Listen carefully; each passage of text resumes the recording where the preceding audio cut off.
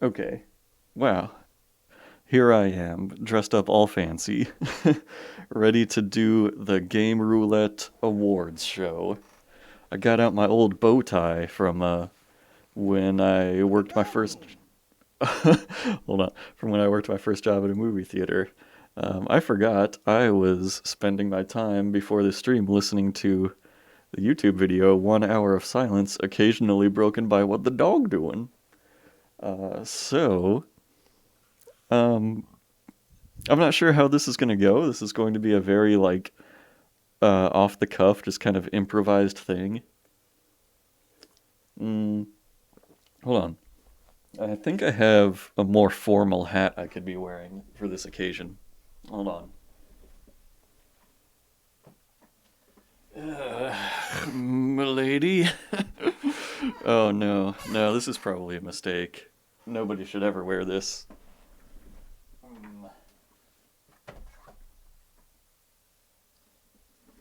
There we go. Now this is a much more formal, appropriate hat. Here we go. Let me adjust the camera so this is going to be more visible. Hold on. Hold on.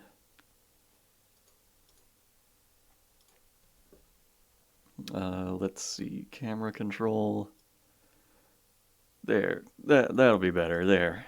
Now you can actually see how dressed up I got for this occasion. Alright. So, basically, the premise of tonight is I've been doing game roulette streams for, oh man, like pretty much a year now. I've done 10 of them so far. And in the 10th one, I did like kind of a improvised retrospective on all these games. And I thought it would be fun to like actually sort of conceive some award categories for the games I did and do like a little improvised awards show. And this would be a fun tradition to hopefully do every 10 game roulette streams, assuming I keep on doing these regularly. I think that would be a really cool idea. So my plan for this one is to just kind of do this one, just kind of like a casual stream like this. And I'll probably edit this down into like an actual video on my YouTube channel later on. But I just wanted to go over the games that I have played on these streams and talk about which ones were the best ones for what reasons. So let me jump on into this. Let me get some stuff off the screen here. Hold on. Let me get rid of that. Let me get rid of that. I can get rid of the welcome screen. Longtime viewers might note that I made a small change to the overlay here. I made the big blank space a little less white. It's a little grayer. I think that'll be a little easier on the eyes than just blinding pure white. And so, anyway, let me see how I want to do this. Because what I did was I like recorded a bunch of clips of all the games that I want to talk about, and I'm going to add them onto the screen. So let me just do like a category here.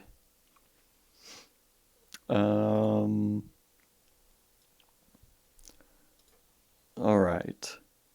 So for example, let's do the first category. Highest, oh god, recommendation. That's way too big. This would be the equivalent of like the best picture in like an Oscar type situation. Hold on, I want the color to be black here. I need it to be smaller. Well, I can make it smaller manually, so let's not worry too much about that. Font. I'm probably not going to bother to do a custom font. I'll just do the default Arial regular that pops up because I don't want to change it every single time I do a category here. Game I think you should buy.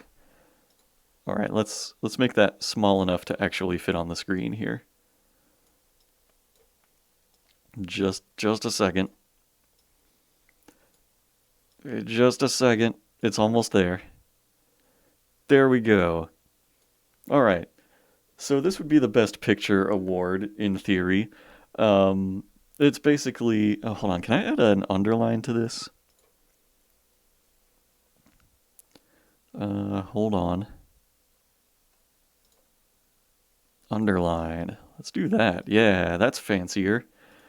So yeah, usually if you have like an Oscars type of situation, you save the Best Picture for last.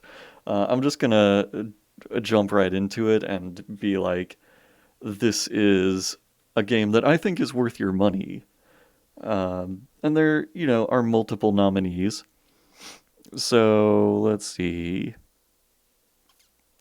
I'm still kind of figuring this out as I go. I haven't like rehearsed or anything. Let's see here. Media source, I think, is what I need. Let's add one of these. So the premise of this category is basically like, if I was given the amount of money that this game costs, I would be like, yeah, this is a good use of that money to buy that game. Oh yeah, here's all my clips. So let's see what all of the nominees are. So here's one of them. Let's see. So usually like an Oscars or another legitimate award show like that would tell you all the nominees and then be like, and the winner is so-and-so. I'm just gonna make a list of all the runner-ups first, and then the winner will come last. So here's one of the games I think you should buy. Whoa, isn't that fancy? That one is Dreaming Sarah. This one was really fun. It was a little like Metroidvania type of game, a little Yume Nikki-esque, and it's only like a $5.99 game. It's pretty short, wouldn't take you very long to finish. And it was one that just I thought was overall one of the higher quality games.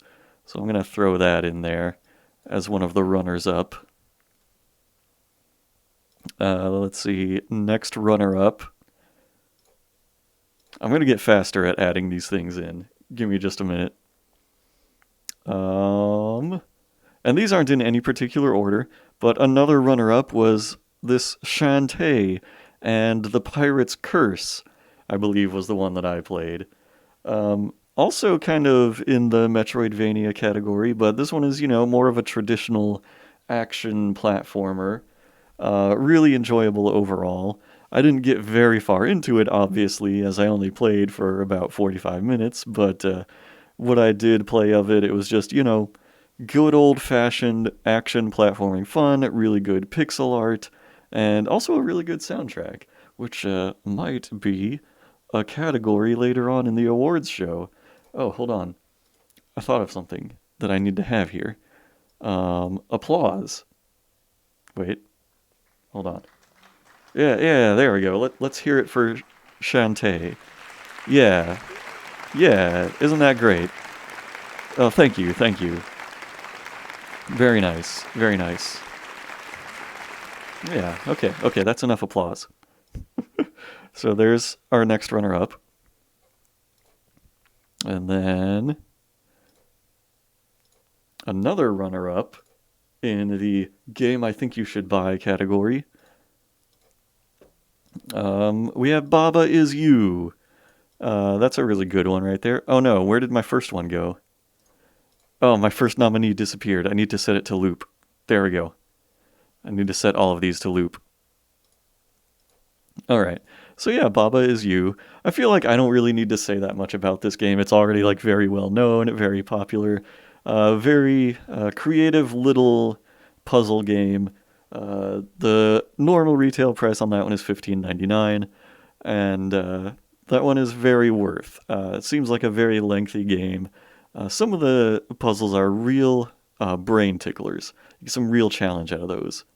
So yeah, let's hear it for Baba Is You. Oh yeah, yeah. Show them your appreciation. Isn't that great? Okay. Good runner-up right there. Okay, there's going to be one more runner-up and then the actual winner. I have not spaced out my nominations very well. This one was Mutation. Mutation. I don't know how you say that one. I'm going to add some text to the screen so you can know how it's spelled. Yeah, there. That's how it's spelled. There. Just because I feel like it's not intuitive to know how to spell that one from just me saying it. But this one was also kind of a surprise hit. Really just amazing artwork in this one.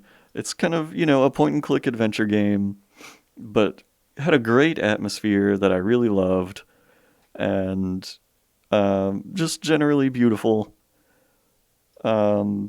Really great to just kind of like sink into this world. And it's something that I have thought about revisiting, but have not actually. But that one, yeah, the normal price is $19.99, and I would say that one is also worth your time if you're looking to buy that kind of game. All right, let me get rid of that text there and put this other runner-up down here. Hold on. Let me resize these a little so they kind of fit better. Because these are all the runners-up. These are the 4. Oh god, one of them disappeared. What happened? Oh god, this is a mess. I forgot to make it loop. There we go. There's Baba. There's that one. Alright, but the number 1 game, which I would say is a game you should buy. And this one, honestly, it might come as a surprise to some people, but just the more I thought back on it, the more this one really stuck with me and is something that I would like to play to completion probably more than anything else that I played. And that was the Sexy Brutale, or the Sexy Brutale. I'm not sure exactly how you're supposed to pronounce that, but that is the winner in this category. This one is also $19.99, just like Mutation and Shantae, but it was really good. It was a game unlike any other that I have played. Very creative mechanics in this one, kind of a little time travel-y, and you're in this fancy hotel or casino type of setting and trying to prevent the murders of the guests there. But I really just liked the art style and the cool, creative gameplay elements of it. And for that reason, I think that is one that's definitely worth somebody's money. Let's have a round of applause for that one. There's your winner.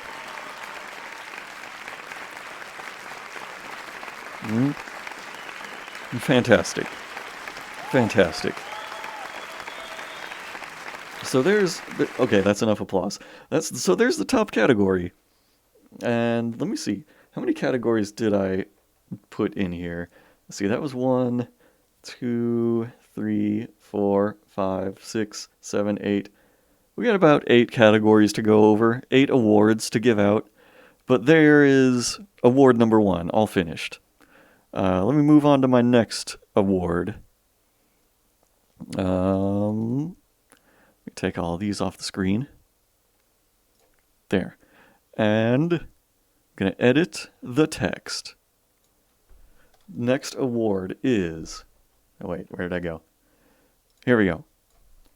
Best single sitting game. And we had several of these throughout the roulettes. I'll probably be mentioning like basically every single sitting game that I played. Because these single sitting games that you can play in like roughly an hour, maybe much less, were kind of a new concept to me. I've not really played a lot of those in my life in general. And so all of these were kind of like pleasant surprises. So let's pull up the first runner-up for this one. And I will say, just being nominated in one of these categories is enough of an award of its own. Like, a game's very presence in the category means I liked the game. It's not just getting in here out of, like, obligation. So our first nominee in this category was Marie's Room. And this one was pretty cool. So the premise of this one, not unlike several games that I played throughout these streams, was you're in a room, you're a house, a location, and you're going around trying to solve a mystery of what happened to the characters who were here. Anyway, this one, it wasn't like my favorite in this category, but still something that was worth a look. I had fun with it. So we're going to put that nomination down there. Oh, wait. Let's hear it for Marie's Room, everybody. Let's hear it. Yeah. Very nice. Okay. Nomination number 2. This one... There really wasn't very much to this game. Where is it? There we go. But another neat one was... Oh, what did I just click and drag? Oh god, what have I done? Hold on. It's called Quiet City. And this one I was done with in about 5 minutes or so. This one was extremely short, but it was a pretty cool little concept. You just walk a stick figure around the city. You hit a button in all of these little circles, and you slowly fill up the landscape. And after you do that, you go around emptying that same landscape and kind of seeing the final fate of all these people who have been popping up throughout the game. But that one was extremely short. I don't know if you can even buy this game. Like, I don't know if it's actually a retail game or if it's just something you download for free, but it was a neat little thing. Definitely a good way to spend 5 minutes. So let's hear it for Quiet City while I load up the next nominee here.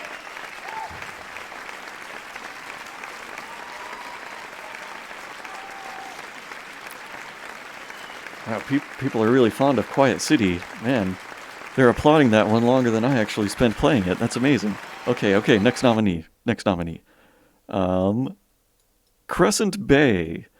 This one was, again, like a really pleasant surprise. I thought it was going to be like a boring walking simulator with just a lot of overly prosaic narration, somebody trying to be overly poetic with it. Hold on, I just noticed a bunch of cursors on the right. Okay, I got rid of those. But it was pretty cool. It actually had like pretty cool game mechanics. How you had to like select a couple of words to try and make an estimation of what had happened at the scene of a murder. And it was really cool, like piecing things together and figuring out the chronology of how things happened. And that one only took about 30 minutes. It would have honestly taken even shorter, except it took me a little while to figure out how the mechanics worked, and I kind of flailed at it like a dummy for a while. So that would be even shorter than like 30 minutes, but it's a good game. Let's hear it for Crescent Bay.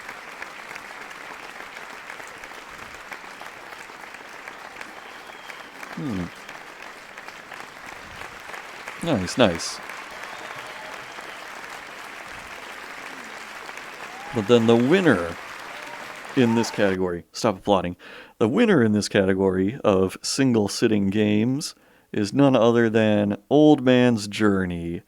Let's hear it for Old Man's Journey. Yeah, this one was just like all around really pretty.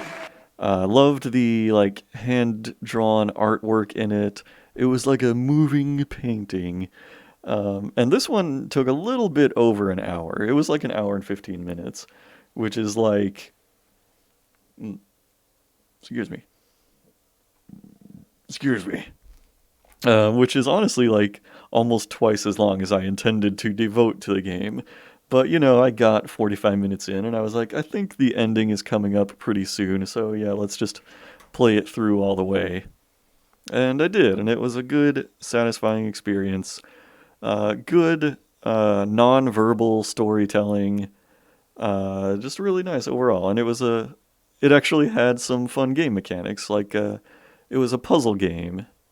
You can see, yep, there's that mechanic right there, where you kind of drag pieces of the land around in order to make a connected path for the old man to follow. It had these cool vehicle segments, had a lot of walking segments. Pretty fun. So yeah, there you go. That's the award for best single sitting game. Let's hear it for all of these short games that give me a nice full experience for the game Roulette setting. All right, now let's get all these off the screen. Get this out of here. And move on to category number 3. Just a moment. Just a moment. Let's have a little applause while I get the next category ready. How about that?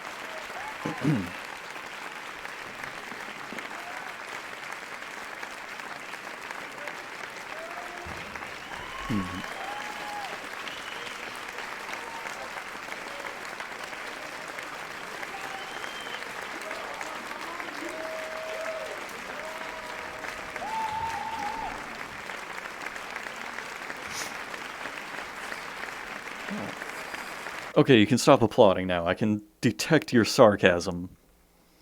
This is going to be a short one, but generally in every game roulette stream, I try to pick which game or games I would be most likely to play in my own time, now that I've tried them out for the first time.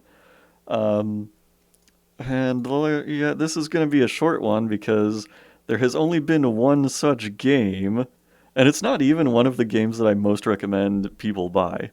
That one was Crashlands. That's the only game. It's the only one that wins this award. But, even if it's not one of the games that I think is a must buy, just the fact that it compelled me enough to keep playing after the stream, I think is worthy of some merit. Let's hear it for Crashlands. Yeah, it deserves this. Yeah, how nice. But yeah, I mean, it's a pretty simple, like, don't starve clone in space. Clearly, like, meant to be played on mobile devices too.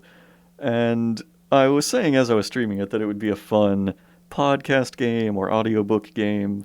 And that was the context in which I played it. Played this while listening to an audiobook. And I've actually kind of stopped playing it. The main reason being that it's very grindy, just very slow paced. And the power creep of it is like way too slow. It takes too long to like get good weapons and really feel like you're making progress. Otherwise, I would probably still be playing it, honestly. So let's hear it for Crashlands, and I'll prepare the next category for the awards.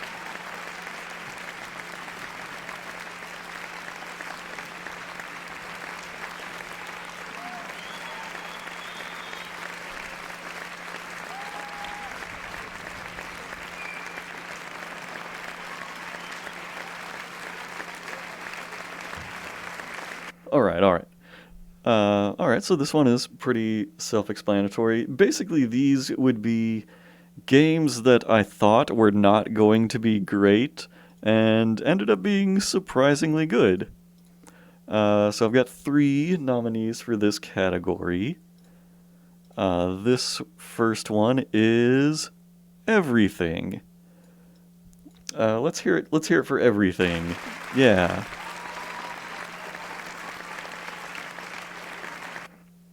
So, before I had played Everything, I thought it was going to be this very, like, artsy kind of,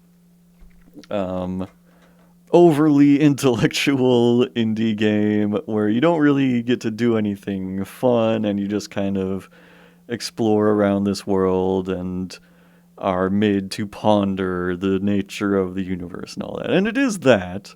It is very, like, ponderous and intellectual. Had a lot of audio logs where you're, like, listening to some professor lecturing on various topics. But it turned out to be very like entertaining to play. Like its animation style was really funny. You could see, the rhinos just like flipping end over end to walk around, and it was fun to go around and form rock societies and rhino societies and all of that kind of stuff. I did not think I was going to have as much fun with this one as I did, so there it is. It's in the most pleasant surprise category. Not the winner, but still, it deserves some recognition. I don't know why cursors keep appearing on the screen. Let's see. My next nominee in this category is going to be... Okay, calm down. I haven't even said what it is yet. My next nominee in this category is... Rad. Let's hear it for Rad. There you go. Yeah. So, I think I didn't have very high hopes for this one because it didn't have, like, super positive Steam reviews. I think it was, like, in the 70 percentiles of positive reviews. But this is a style of game that I really like. It's this, isometric, kind of Diablo-like gameplay. And it was pretty cool. Like, as you beat enemies, your character gets these random mutations, basically like more attacks for you to use. And it's cool that those are like sort of randomized every time you play. But yeah, just like a generally fun game all around there. Let's hear it for Rad.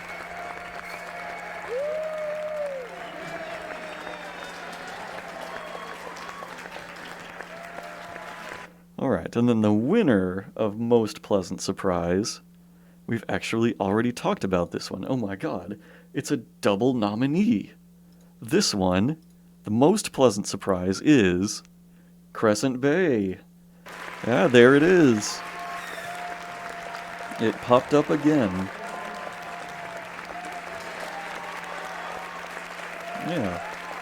Yeah, so anyway, I thought this one was going to be just a super boring game, just like walk through a house and learn about the people that lived there and their generally boring lives.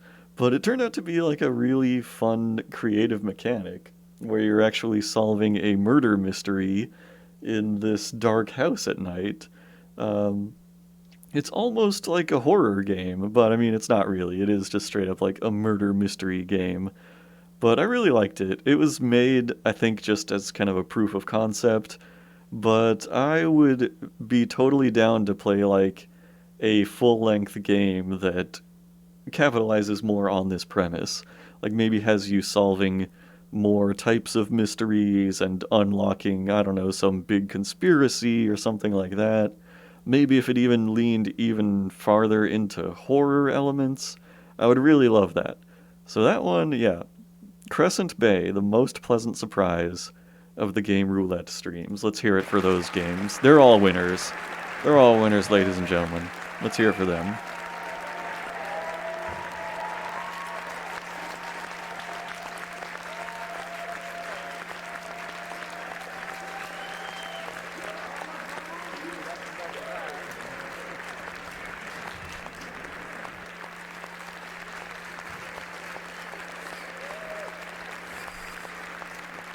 Oh, right, okay.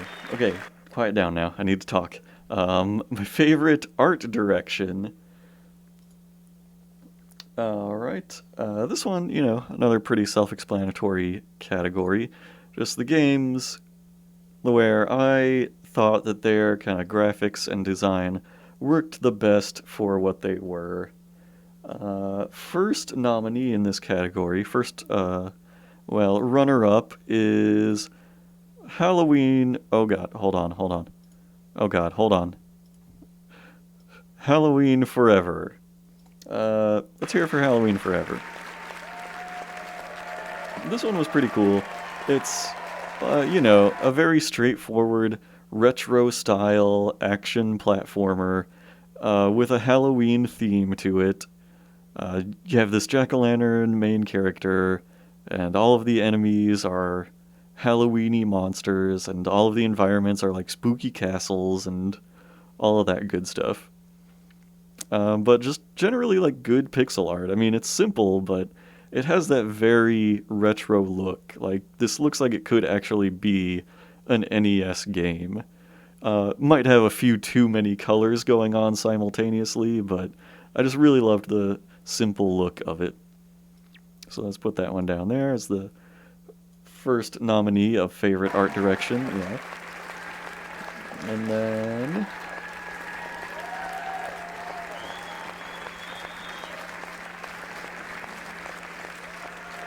next up, it's another repeat nominee. This one is Shantae, or Shantae, however you're supposed to say it. I'm not sure. But this one, it's kind of like, if Halloween Forever looks like a really good NES game, this one would be like a really good, well, not Super Nintendo. I mean, it's a little more advanced than a system like that, I think, but what system had like the Metal Slug games on it? There was some system that had like the Metal Slug games that wasn't like Super Nintendo, something more advanced than that. Was it like Neo Geo, maybe? I don't remember. It was some like obscure system that nobody owned. But anyway, yeah, just really generally love the art style of this one. A lot of detail went into the artwork, and it's something I would like to play more of for that reason. But yeah, I mean, like, obviously, like, what's not to enjoy here? I mean, obviously, I mean, really, like, I mean, who wouldn't?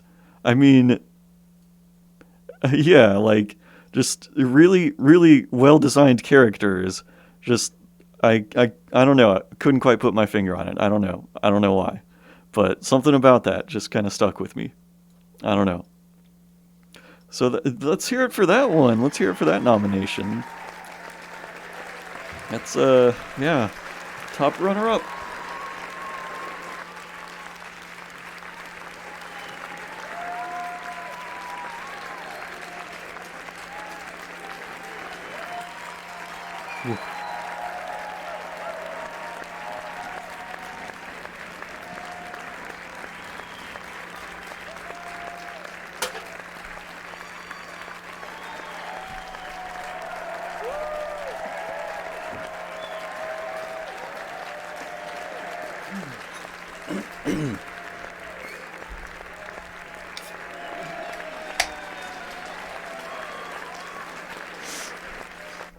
Okay, it's just a runner up. It's not that good.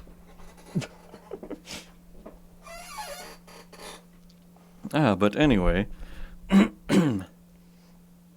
my number one award in this category, and you might have already guessed it if you've been paying attention, but it was Mutation again.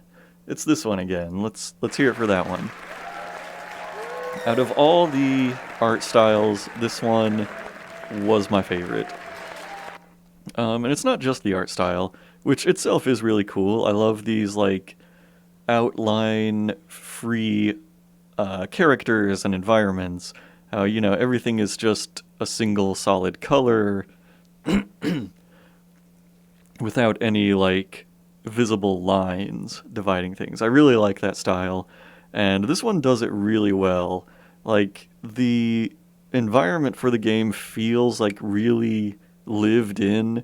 It feels, immersive, for lack of a better word. It feels like you could put yourself there. Like, you could just feel this humid, swampy air in this place, and, like, see all these, like, fun, weird characters.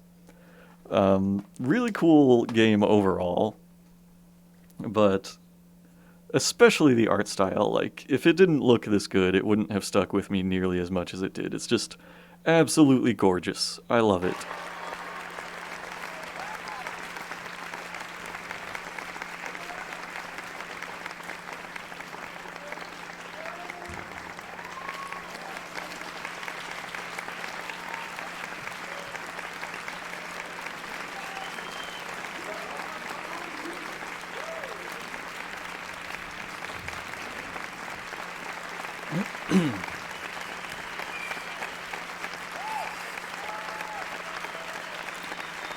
Alright, the next category. This one's gonna have to be a little different. Favorite soundtrack. Because I don't think it will do for me to just be like... hold on. Let me pull one up here. It wouldn't do for me to just be like, yeah, Shantae, what a really good soundtrack. I'm gonna have to, like, actually play clips of it. So, let's see. How do I... Audio output capture? Is that what I need? No, probably not that. I think I need, like... I'm still figuring this out in, OBS. So I think what I need to do... I saved some MP3s of these games' soundtracks. So I think I can just do this.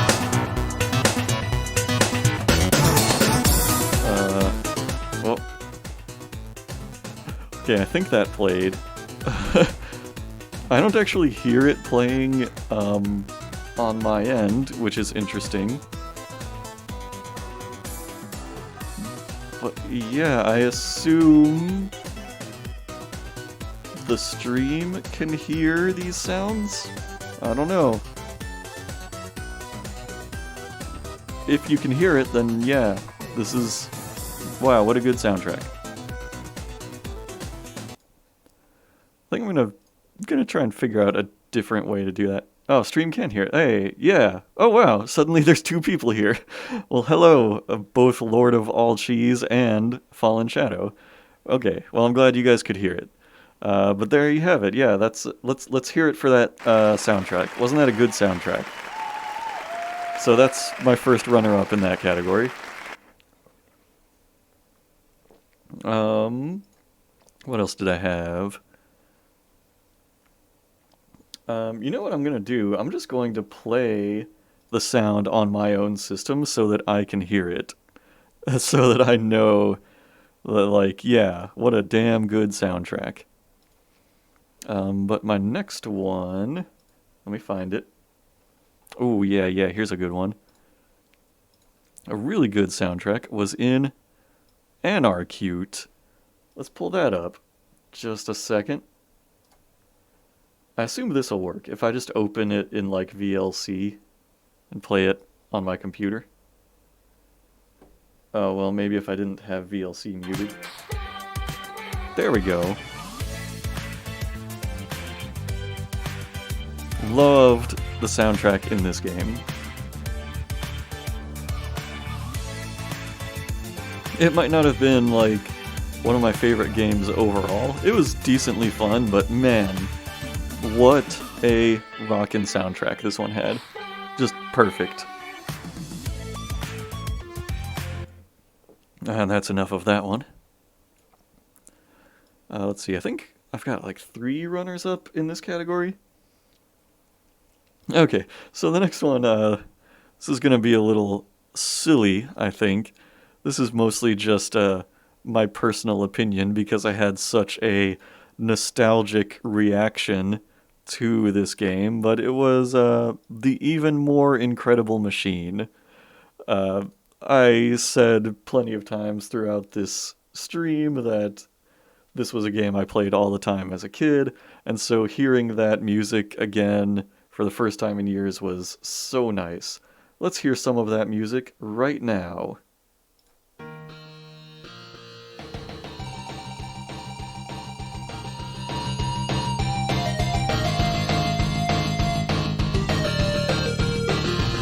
Yes, I know it's MIDI music.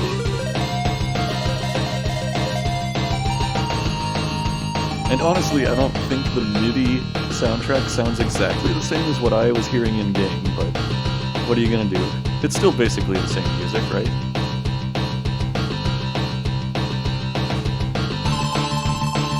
Also, this particular track is like way too rockin' for just like a simple puzzle game. But there you have it. There we go. That's the third runner-up in that category. Let's hear it for third runners-up. Let's go. Yeah. How nice. Oh, a little loud on the applause there. Turning that down some.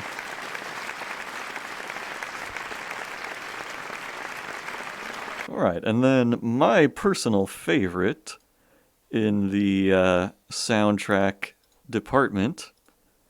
Let's pull that up here. It's one of the more recent ones I played. I think it was in the 10th stream. Super Hexagon. This one had a fantastic soundtrack, which we will hear in a second. Oh yeah. It was so good. And the hard mode level had even better music than the easy mode level, which made me want to try hard mode even more. And so I think there's only like 3 or 4 music tracks in this game, but man, they're so good. Just these like EDM and chiptune type tracks. Just really good. Just very listenable. Alright, there you go. You got about 30 seconds of that one. Alright, let's hear it for the best soundtracks while I prepare the next category. Let them hear that appreciation there.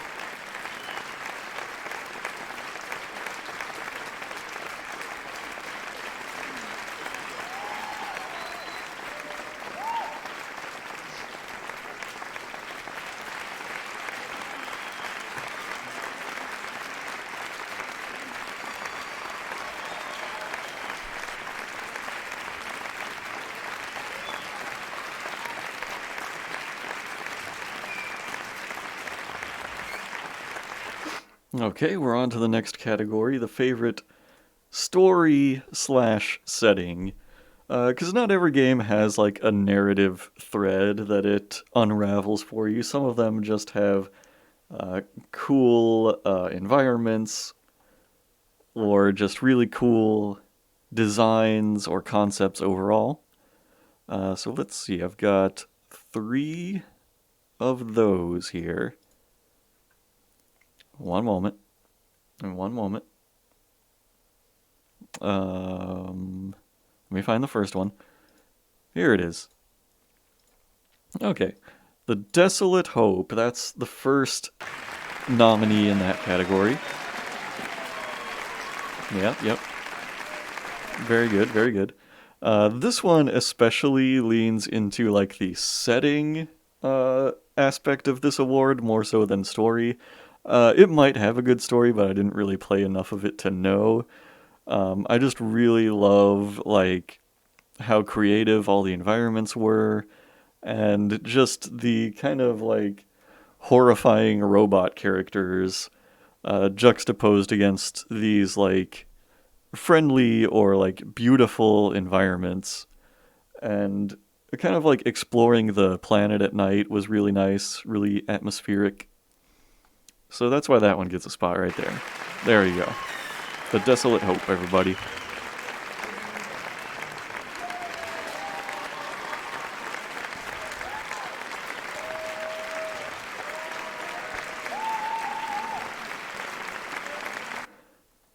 Alright, and then my next one, I think this makes this game a triple nominee, but it is, once again, Mutation. I've already talked in other categories about how really love the just execution of the setting for this game. I didn't play enough of it to know if I really love like the narrative, even though it is like a very narrative-focused game. It might be good, but I just haven't had like enough experience with it to really know for sure. But the one thing I can say for sure is this was one of the most memorable settings in any game that I played in the Roulettes. That kind of like island town, very like swampy or bayou-y, kind of like a shanty town just overrun with rampant nature. And really like weird looking and cool characters too.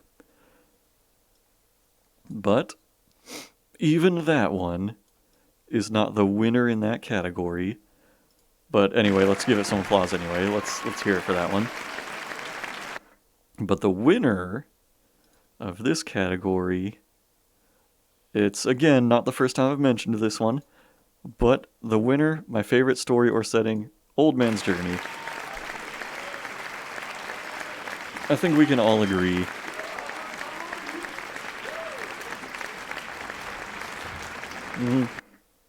But the really great thing about this one is that it tells its whole story with no spoken dialogue, no text on screen, no narration. It's all done through visuals. Mostly just as you guide the old man along, you get flashbacks to single images at different points of his life and kind of the series of events that led him to where he is today. And it was kind of cool just how everything in the game progressed and how, like, you go through, sunny hills at one point, and at other times you're going through, like, stormy valleys and actually, like, underwater at one point, which might have been a dream sequence. But that one just overall perfectly, like, satisfying 1 hour experience that gives you a complete story and a fun narrative. And honestly, like, everybody who was in the chat at the time was having a lot of fun with this one and kind of theorizing about the old man, and we were all kind of also cracking jokes, but the genuine story shines through also and makes it a genuinely just great experience. Let's hear it for Old Man's Journey. Let's hear it for all of these nominees.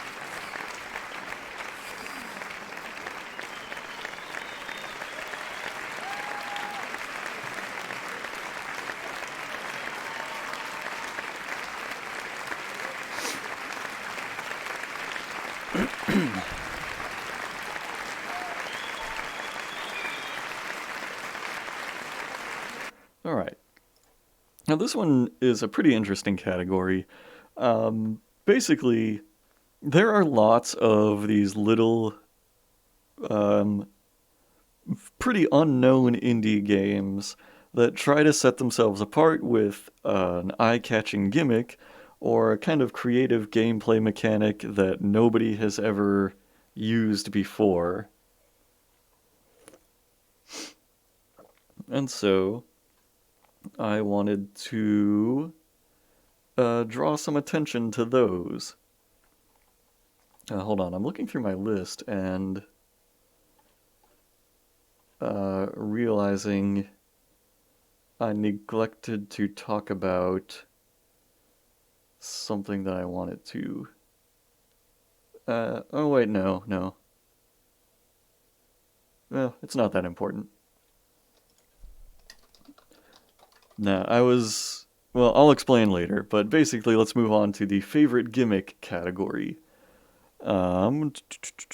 First one in this category, which is once again, I think, now a triple nomination. It's Crescent Bay. So again, not only was this one a surprisingly fun game and a refreshing experience, but it had a cool gimmick to it also. You basically got this, like, notebook full of words of, things that you observed in this room, and you had to piece together those words to try and establish an event that happened. And then after that, you assign a chronological space to each event. And that was a really fun gameplay idea. It's something I hadn't really seen in any other game before, and would have liked to see in a fully fleshed out game, as I said in one of the past categories where I nominated this one. Well, let's hear it once again for Crescent Bay.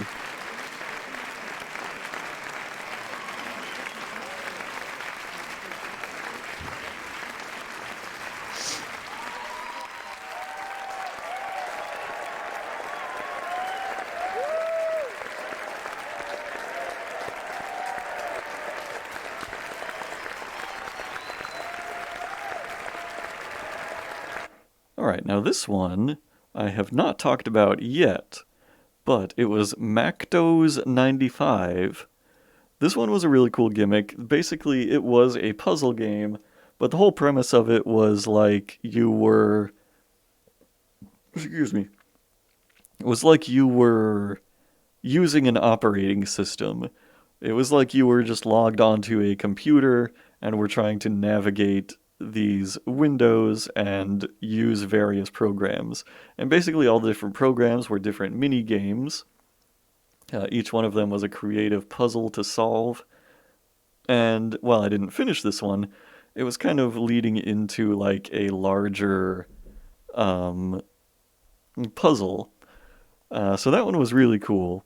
Very, gimmicky concept, but it made for a really engaging, fun puzzle game. And that's why that one is my other nominee in this category.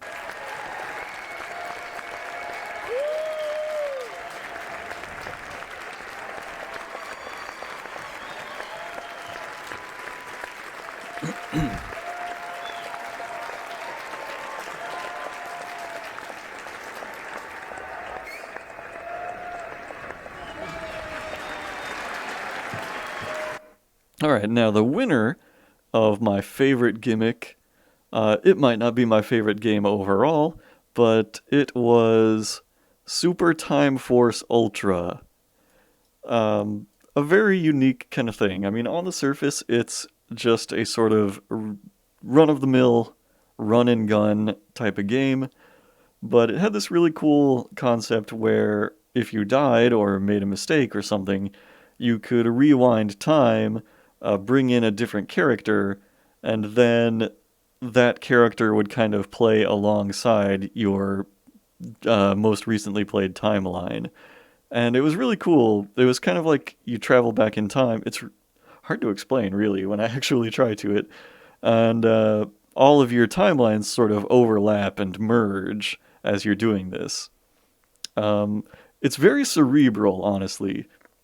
It was a little hard to like wrap my head around it at times, but it was kind of cool. Like once you get into a boss fight or something like that, and you see just like a dozen different characters all attacking this boss at the same time, representing all the different timelines you played it on. It could be really cool when you reach that point. So let's hear it for our winner of favorite gimmick.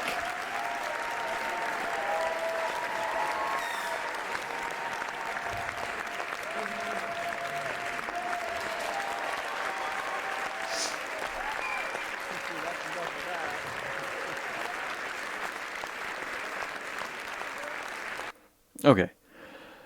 Um, Now, those are pretty much all of the awards. But I still want to talk about the other games. The ones that didn't necessarily win anything, but are still worth mentioning. So let me do this. So when I was sort of conceptualizing this award show type of thing, I considered doing like anti-awards also, like least favorite game or things like that. And I didn't really want to do that because the games that I disliked were for like various reasons. Some of them straight up were not functional or didn't work properly on my computer, and I wouldn't want to say that they were bad games for that reason. Some other like scrapped categories were like best in genre of various genres, like favorite platformer or favorite first person shooter. Um, and I scrapped that because sometimes I only played like one first person shooter. Um, for example, like Metro 2033. I think that was the only first person shooter in the whole set of games of the last 10 streams.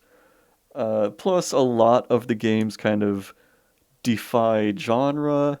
I wouldn't want to just do like puzzle game or action game and get like way too broad with them. So, anyway, If you have any ideas for other awards I should include in future award shows, definitely let me know. I will tell you if I would do them in the future or if I think they would not work. But let me get into... Let's see, hold on. Unmentioned games, how about that? And I'll just go over all of these briefly and kind of talk about why they didn't really win any awards. So there's the non-functionals, first of all, like 12 Orbits, for example. I only played this for like 5 minutes because it's a game that requires 2 players. It's a neat little concept, but not something that I was really able to play. And I'm just going to rapid fire these. Next was Aztez. This one straight up crashed my computer. My entire system shut down mid-stream, and I had to reboot my whole ass computer. It's not necessarily the game's fault. So, yeah, like, I had considered this one for being, like, a worst game award, but I don't know, it might have just been my particular hardware that wasn't so compatible with this game. I don't really know what caused it. But, yeah, that was a non-functional. And then, what else? Oh, yeah. So I don't know for sure if this one was a non-functional, but it was called Once Upon a Crime in the West. And I realized this is one of like 4 games where the premise was you are in a location where something horrible happened and you have to unravel the clues as to what went wrong. There was this one, Marie's Room, Crescent Bay, and Tacoma. So, yeah, I don't know if this one was non-functional or if I just absolutely could not figure out what to do. But at any rate, I didn't play that one for very long. And then Star Wars Rebellion was another one of those. Non-functional might be the wrong term for this one, but I absolutely could not make heads or tails of the interface. And bizarrely, my flailing around at these dense menus convinced somebody in the chat to buy this game and want to play it. That was Mr. Wankman. He was like, yeah, I want to buy this game now and actually play it because this looks fun. Somehow.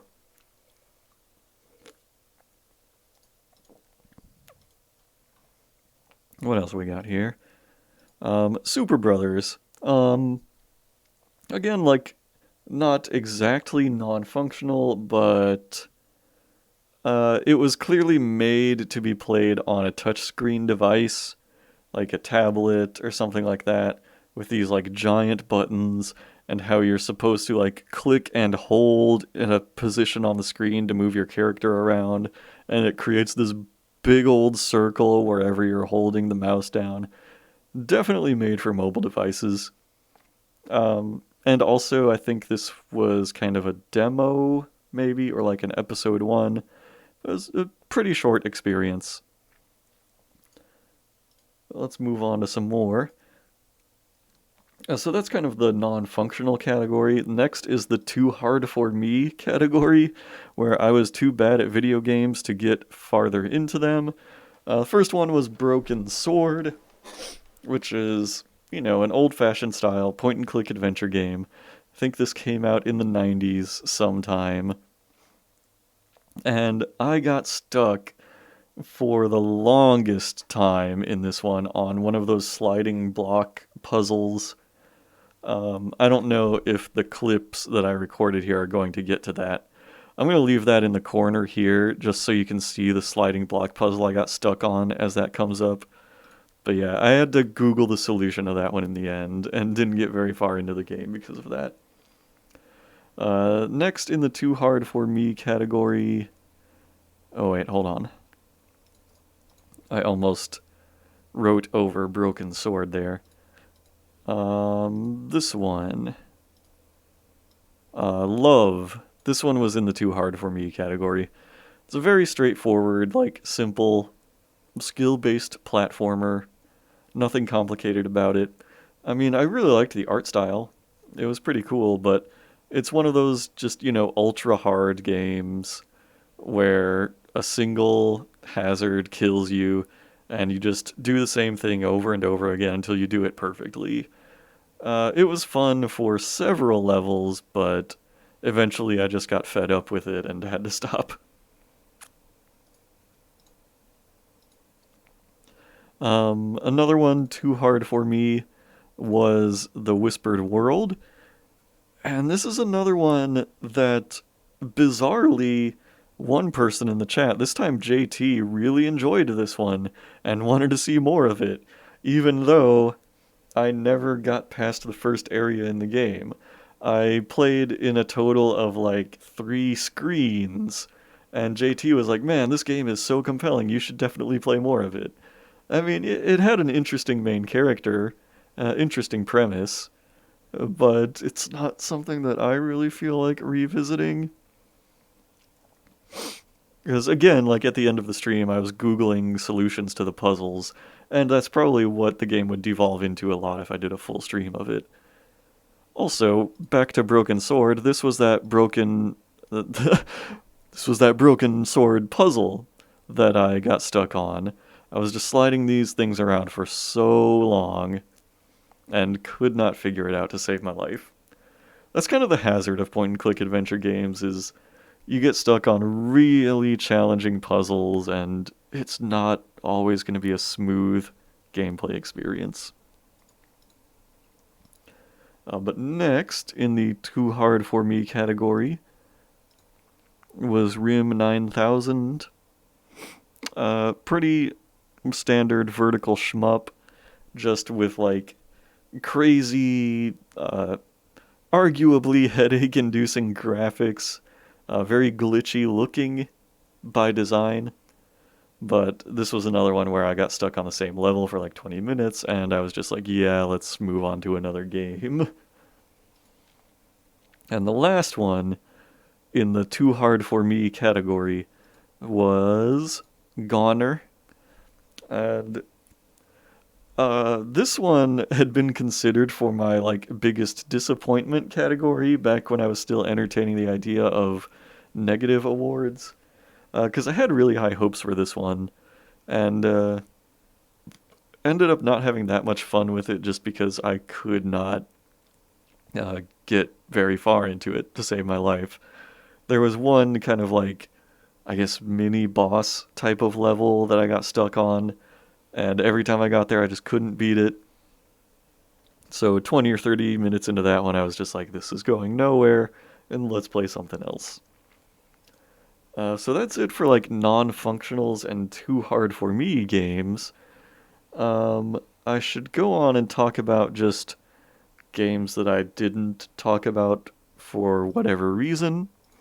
So we had Crying Suns, which seemed good enough. It seemed like an FTL-like, very much like commanding a spaceship and evaluating threats and strategizing on how to fight other ships, but nothing too amazing, I didn't think.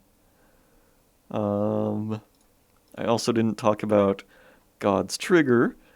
This was another game where I'm just like, I wasn't really having that much fun with it. It was kind of a Hotline Miami-like, where it's this top-down thing, and you're trying to kill a bunch of dudes in a building, and one hit will kill you. But I didn't have a ton of fun with it. This is another one where it seems like it's intended to be played in co-op, and like playing it single player is just available by necessity. Because it's kind of hard to sell a retail game where it's required to have multiple people. So I'm sure I would have a lot more fun with that one multiplayer if I had somebody else to play it with. Another one, Hidden Paws. I actually had kind of a soft spot for this game.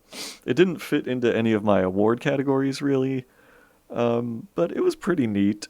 It was this game where you just no clip around a snowy village. You look for cats and balls of yarn, and you click on them when you find them. Very simple. The only thing that kind of brings it down is the controls were not great. It didn't control like your usual kind of first person no clip kind of situation, so I struggled with that a lot. Plus, also, once I got into the later levels, it got pretty frustrating just trying to find everything. So there was that. But I mean, it was a perfectly fine, chill, relaxing game. What's next? Jimmy and the Pulsating Mass. Um, yeah, I honestly was not very into this one. It seemed very much like an Earthbound clone where it's just, quirky indie RPG where weird things happen to seemingly normal characters. And it's just, I didn't really feel much for it. The battle system felt pretty repetitive. I'm sure it probably gets better as the game goes on, but it wasn't very compelling for the like short segment roulette streams. And the next one is Kimmy. This was like it wasn't like a pleasant surprise or disappointment. It was like a low expectations kind of game, and those low expectations were met.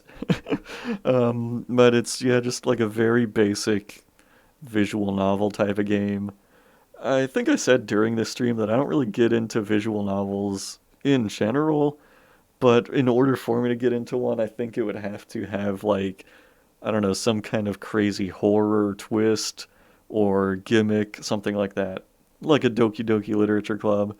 This one didn't seem to have any kind of gimmick like that. It was very, like, totally family friendly. Seemed like it would be a game for, like, children to play or for, like, people trying to learn English as a second language.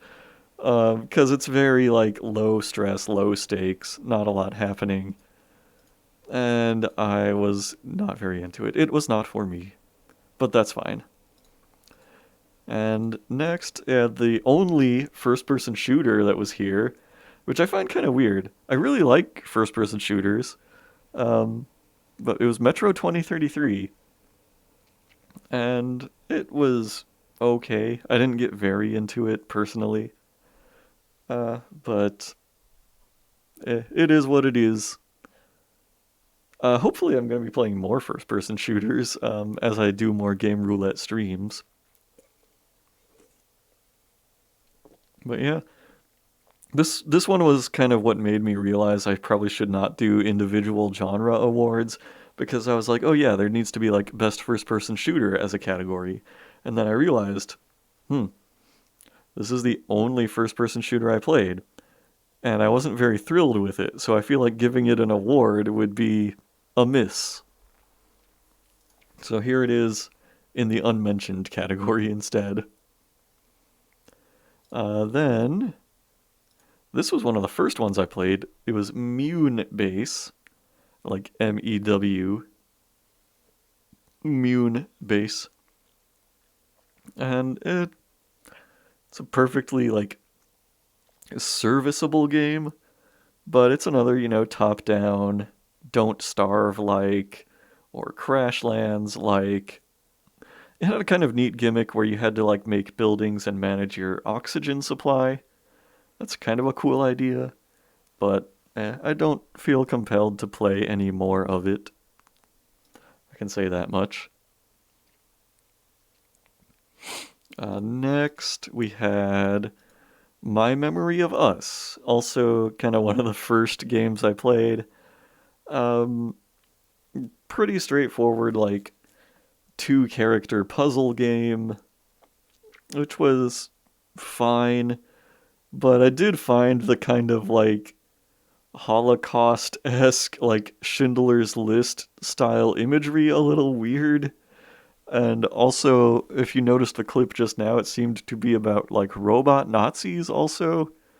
So I don't know. It's a weird idea to base a puzzle video game on, but I mean, still, like, it's a fictional war setting. I'm glad they didn't try to make it about like the actual Holocaust or anything, because I feel like that would have been in really bad taste. But I mean, absolutely, there is like Schindler's List imagery being evoked here. How it's like in black and white, but like the girl's dress was red at that one point, and like certain objects are red. They knew what they were going for. But yeah, it was a decently fun game. I'm not saying it was bad or anything. Oh, interesting. Here's Octodad. I probably could have put this in like the best gimmick category as a nominee, because this one was pretty fun. I didn't dislike Octodad at all. Um, Honestly, I had more fun with it than I expected I would. I kind of thought from like old gameplay videos I had seen of it that it would be more challenging, more like unreasonable with the kind of challenges you have to overcome. And, I didn't get very far into the game. Maybe it turns into that. But it was fun. It had a good sense of humor, like in the cutscenes and everything. So it was, all around pretty cool. Oh yeah, here we go. Off-World Trading Company. So this is in a kind of category of games where I go into it knowing I'm going to spend the full 45 minutes playing a tutorial and never really get into like the meat of the gameplay. So it's kind of hard to really make a judgment call on it. I really just get to know the basics of the game before it's time to move on to something else. So, yeah, I can't really say too much about Off-World Trading Company. I will say, when I was gathering the clips for these games, I was going through this, looking through, like, where was the part where I was, like, playing with the drones and, like, calling for, like, space shuttles to make deliveries, and I realized, oh, that was Surviving Mars. That was a game that I played in the 11th stream, so it's not part of any of this. I got those 100% mixed up. They kind of blurred together in my mind. So, yeah, that was another one of those I only got to play the tutorial type of games. What else have I got? Here's one more. This one is another one where I'm kind of surprised, like, yeah, I didn't really feel like I had an award to give this game. This was Steam World Dig, and it was like, you know, perfectly fun. Good little platformer adventure game. Something that I might play more of on my own time, but I have not as of now. I had a lot of fun playing this game, just talking to the chat and talking about how it's similar to Motherlode, and then we got to talking about all kinds of old Flash games, talking about RuneScape and MMOs. So this was a fun experience, not necessarily because of the game itself, but because of the conversation it brought up. And I don't know, that has value in itself. It is very much like that game Motherlode. So if that's something you're into, then yeah, Steam World Dig would be fun. I'm looking forward to playing the rest of that series, honestly. It seems like it would be pretty fun. And I've got like two more games in that series. We got three more unmentioned games. This one is Tacoma. I talked about it briefly during the awards, but um, it's in that genre of you are in an abandoned, lonely place, and you have to piece together what happened to the people here. Just like Marie's Room and Crescent Bay and Once Upon a Crime in the West.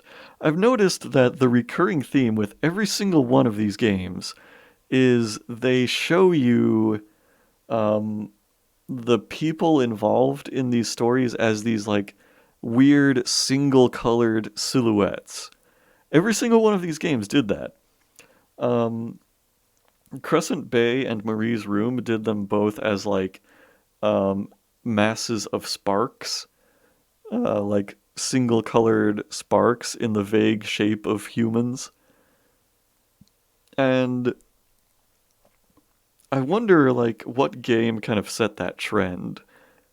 Like, when I was thinking back on Crescent Bay and Marie's Room, I was like, I wonder if these were made by the same developer, because, like, that style of representing people was so similar.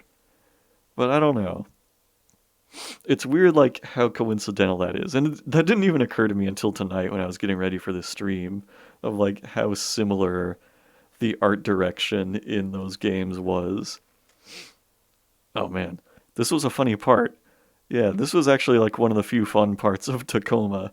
I'll be honest, I did not enjoy this game a ton, but I found this part where you could rearrange these decorative letters on the wall, and I used that opportunity to spell out some fuck words. Like, there's a part where oh man, I spelled out crap and crappy. I have a very edgy, twisted sense of humor, and that really got to shine in that game. Next up, we had Tyranny. This was another one in the genre of I did not get outside the tutorial.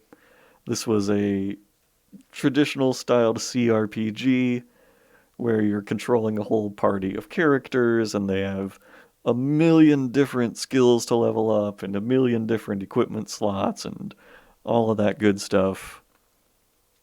It's the kind of thing that I might have fun with if I devoted a lot of time to it. But you kind of have to make an effort to get into a game like this. At least I do. I can't speak for everyone. And the final game was The White Door. And even though I did not enjoy my time with this game at all, I had a lot of fun kind of riffing on it and making fun of it because it's very much just depressing indie game. The depressing indie game. And it's a really interesting case study in how, like, it doesn't do anything to win you over as a player before it's just like, hey, this is going to be really depressing. You're going to be really miserable the whole time you play this. It's about a miserable main character going through his miserable life, and there is not a single spark of joy in any of this experience. So go ahead and play. There you go. So, as you can see in this clip, you kind of had to find your own fun in this game. um, but yeah, it's like, I've thought, even though I didn't enjoy this game, I've thought back on it many times in how, like, when you're trying to get somebody on board with your video game that you have made, you kind of need to win them over. Like, if you just approach somebody randomly on the street and said, hey, do you want to play this game I made? Most people are probably going to be like, yeah, sure, I'll try a game. And if you tell them, like, straight up on the label, like, hey, this is going to really, like, depress you and you're not going to have fun with it, then people are going to be like, oh, well, never mind then, I don't care. um, it's not to say that, like, a game can't have a depressing atmosphere or depressing themes, but you kind of need to have something to engage the player and, like, make them care. Because if you're going right out the gate saying, like, this is going to make you depressed, then a person is going to be like, okay, well, I don't really want to be depressed. I want to kind of have a good time. And so they're going to be less inclined to take it seriously, like I was. Anyway, I think I have brought up this exact discussion in a past Game Roulette stream, so I'm gonna say that's hopefully the last time I go on that whole spiel about how you kind of need to meet the player halfway in getting them on board with your depressing story. But anyway, that concludes the first ever Game Roulette Awards stream. Let's hear it for me. Oh, thank you, thank you. That's it, man. It only took an hour and 20 minutes. Yep. I appreciate that. I appreciate that. So I am probably going to edit this down and make it a video on my main channel. Hopefully, like try and promote these streams a little more because I have a lot of fun with these. I think they are really enjoyable. Oh, thank you, Fallen Shadow. I'm glad you think it was a nice award show. Let's hear a little more applause. There we go. That's appropriate. Yeah, nice. Very good, very good. So I think for now, I'm going to take a quick bathroom break, be just a minute, and I think I'll come back and do like a regular ass game roulette stream. So